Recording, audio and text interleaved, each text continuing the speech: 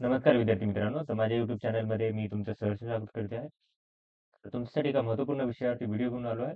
तो म्हणजे महाराष्ट्र शासनाच्या वन विभागामध्ये जे वनरक्षक पदाकरिताची भरती प्रक्रिया सुरू आहे. तर त्याचे 200 पैकी म्हणजे रनिंगचे आणि लेखी परीक्षेचे ग्राउंडचे मार्क्स त्याच्यावर मिक्स करून त्यांनी काय केलं की यादी प्रसिद्ध केलेली आहे. तर त्याच्या संदर्भात ती माहिती देणार आहे. त्यामुळे व्हिडिओ शेवटपर्यंत पहा आणि माझ्या चॅनलवर नवीन असेल तर प्लीज चॅनल सबस्क्राईब करा. वेबसाईटवर गेल्यानंतर तुम्हाला काय कळेल की हे जे आहे तिथं डायरेक्ट मेरिट लिस्ट आहे त्याच्यानंतर ना 100 पैकी 200 पैकी मार्काची यादी. आता चंद्रपूरची यादी आहे, त्याच्यानंतर नाशिकची यादी लागली. सगळ्यात पहिले नाशिकची यादी बघूयात आपण. नाशिक पदाकरिता जर पाहिलं तुम्ही, तर सगळ्यात पहिले जर जाहिरात आपण बघितली.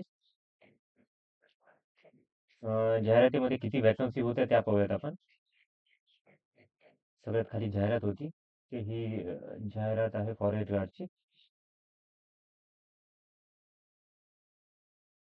तर नाशिकसाठी जर तुम्ही पाहिलं, तर इथंच यांनी काय केलं, की तुम्ही बघू शकता 7 तारखेला काय केलं, की हे प्रसिद्धीपत्रक काढलेलं आहे. त्याच्यामध्ये 80 पैकी आणि 80 पैकी ग्राउंड होतं आणि 120 मार्कापैकी काय होतं, की ऑनलाईन परीक्षा होती. 200 मार्कापैकी विद्यार्थ्यांची 5,640 विद्यार्थ्यांची यादी काय केली, की यांनी प्रसिद्ध करण्यात आलेली आहे. आता आता आपण काय बघू शकतो, की नाशिकसाठी किती पदं होती म्हणजे आपल्याला आयडिया येऊन जाईल, की काय आहे हे. गडचिरोलीसाठी आहे, त्याच्यानंतर चंद्रपूरसाठी, अं, अमरावती, यवतमाळ, औरंगाबाद, धुळे, नाशिकसाठी. नाशिकसाठी एस-सीच्या 24 जागा होत्या आणि एस-टीच्या 16 जागा होत्या. टोटल 41 जागांकरता ही पदभरती झाली होती. तर त्याच्यानंतर जर बघितलं तर टोटल 5,640 विद्यार्थी काय केलेले आहे, की हे यादीमध्ये आहेत सध्या. आता याच्यामध्ये जर बघितलं तर टोटल 162 मार्काचा टॉपर आहे हे एस-टी कॅन्डिडेट आहे ते. त्याच्यानंतर जर बघाल तुम्ही तर एस-टीचे सेकंड कॅन्डिडेट 160 मार्क, 159 मार्क, 58, 158, 156 मार्कांचे 4 विद्यार्थी आहेत इथे. 5 विद्यार्थी आहेत. त्यातले 154 मार्काचे तुम्ही बघू शकता. 1, 2, 3, 4, 5, 6, 7, 8 विद्यार्थी आहेत. तर त्याच्यामध्ये जर बघाल तुम्ही, तर 80 पैकी या विद्यार्थ्यांनी बघा दोन्हीकडे चांगले मार्क आहेत त्यांना. ग्राउंड 70 घेतलेले आहे यांनी. म्हणजे इथं 120 पैकी त्यांना 92 होते, पण ग्राउंडमध्ये सगळ्यात जास्त जास्त मार्क घेतलेले आहेत त्यांनी.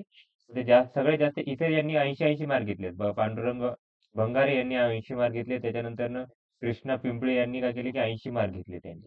आता इथे यांचे बघा डायरेक्ट यांचा कव्हर झालेला आहे. 78 मार्क होते.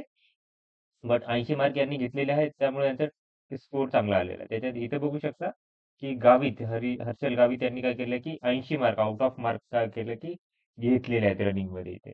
तर बघू शकता खूप सारे कॅन्डिडेट आहेत. त्यांनी काय केलं होतं, की याच्यापैकी आउट ऑफ मार्क मारणारे पण कॅन्डिडेट आहेत. आउट ऑफ मार्क मारल्यामुळे काय केलं, की हे यादीमध्ये वरती आले. बघा इथं 70 मार्कावाले कॅन्डिडेट पण आहेत.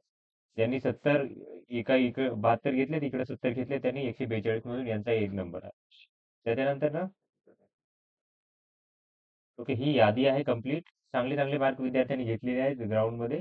तर 41 पदांकरता तुम्ही बघू शकता आता याच्यामध्ये डायरेक्ट होणार आहे, की एस-टी साठी जे कॅन्डिडेट आता तुम्ही जर जाहिरात बघाल तर याच्यामध्ये एस-टी साठीचे 24 जागा होत्या, त्याच्यात सर्वसाधारण 6 होत्या.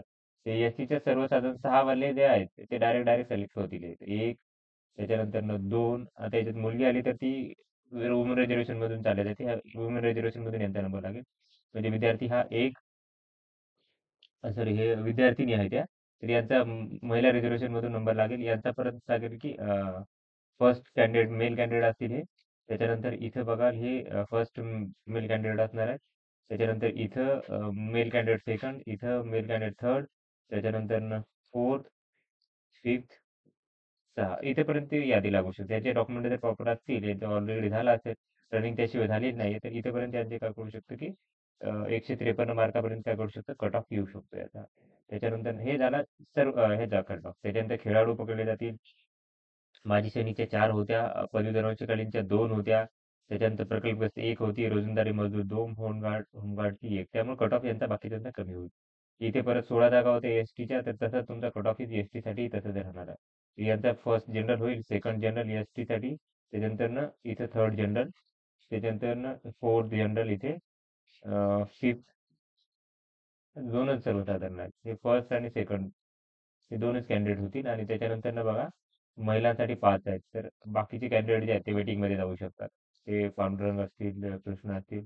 तर त्यानंतर महिला कॅन्डिडेटला जागा भेटेल याच्यानंतरच्या.